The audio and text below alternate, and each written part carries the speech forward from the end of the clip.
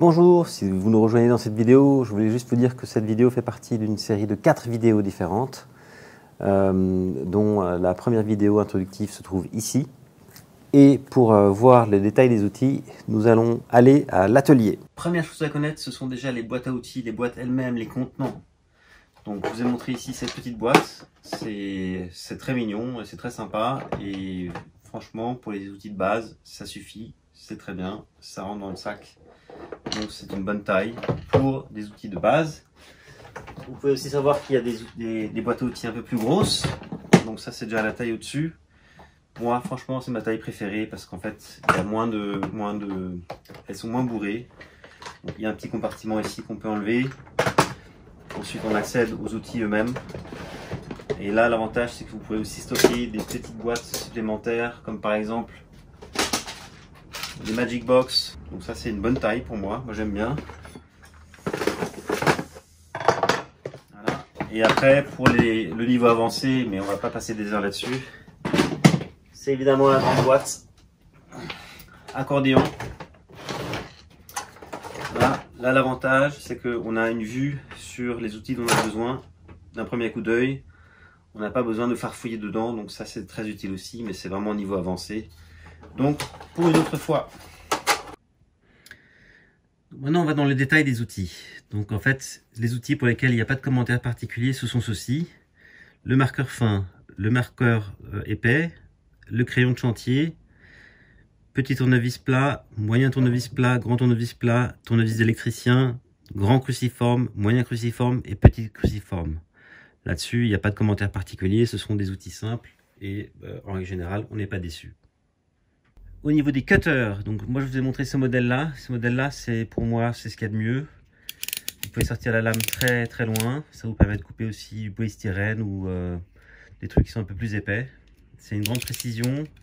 On peut aussi, vous voyez ici les petits interstices. On peut couper la lame.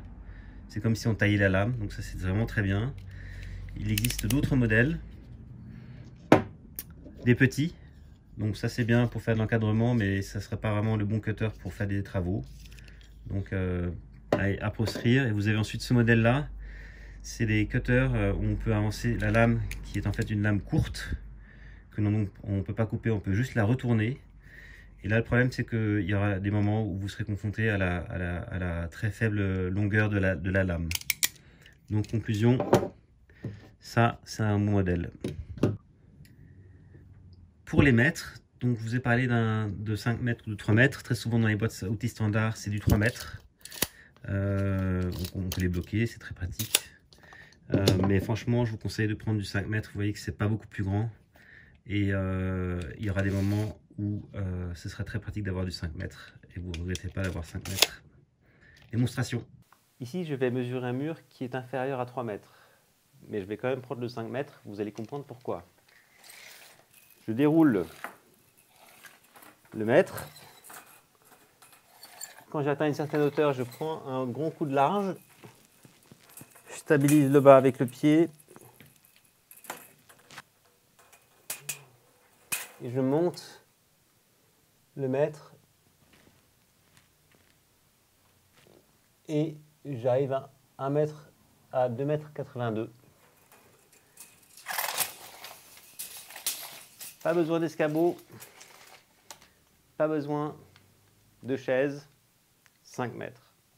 Donc pour les marteaux, il y a plusieurs modèles. Moi je recommande pour une boîte à outils de base, je recommande un plus léger. Très souvent ils vous vendent ces gros marteaux dans les boîtes standards. Donc ils sont bien. Ici il y a un dispositif pour enlever les clous. Il y a une bonne précision, c'est un bon marteau avec un bon grip, mais il est un peu lourd, donc je ne recommande pas ça pour une boîte à outils de base. Et vous avez d'autres marteaux, vous voyez, ceux-là ils se ressemblent. Celui-là était moins cher, ça c'est un peu meilleure qualité, c'est fabrication scandinave. Et l'avantage de celui-là, c'est qu'il a une belle forme du manche, et avec ses petits grips, ses petits trous, ça adhère mieux à la main. Donc ça ici c'est mon préféré. Et après vous avez des petits marteaux, évidemment ça c'est un marteau plutôt d'horloger, donc ça n'a aucun sens pour nous en boîte à outils de base. Je vous ai dit qu'il permettait d'accéder à des endroits qui sont difficiles d'accès au doigt, mais souvent aussi on voit ce type de pince qui est bien aussi. L'avantage, c'est que vous avez plus d'espace pour bien caler les objets. Donc c'est pas mal, mais s'il faut en prendre qu'une, je recommanderais celle-ci, qui permet d'accéder à des endroits qui ne sont pas accessibles. Ils ont les mêmes dispositifs coupants ici. Donc plutôt celle-ci.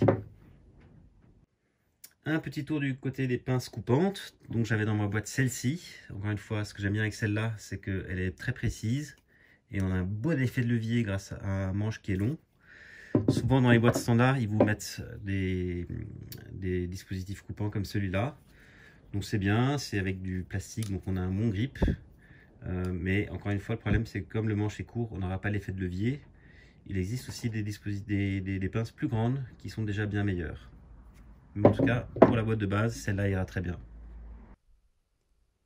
Donc pour les grosses pinces qui servent principalement à maintenir des objets, ici la grande dans la boîte standard est tout à fait correcte, mais ici la petite rouge aura plus de force de tenue car elle est de meilleure qualité, mais on va dire que pour les débutants, cette pince ira très bien.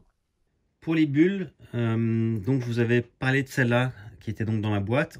Évidemment, l'intérêt c'est qu'elle rentre dans la boîte, mais sincèrement, si vous voulez monter un peu en grade, achetez-vous une belle bulle. Celle-ci est en métal. L'avantage du métal, c'est que c'est beaucoup plus fiable, ça ne se déforme pas avec le temps. Et l'avantage aussi de cette longueur, c'est que parfois vous avez vous mettez des planches ou des tasseaux qui ont une certaine longueur, donc ça sera plus précis pour la pose de tasseaux longs par exemple. Donc je recommande celle-là, mais dans la boîte il y a celle-là, ça dépanne, ça suffit.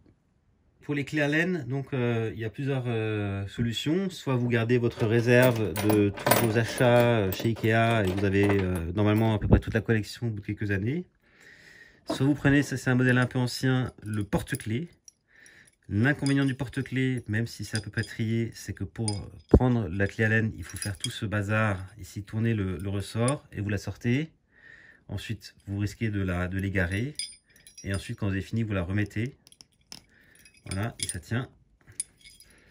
C'est pour ça que mon préféré est largement celui-là.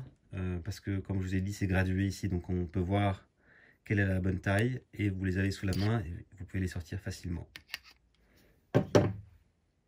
Pour les clés à molette, je recommande vraiment de prendre des chairs.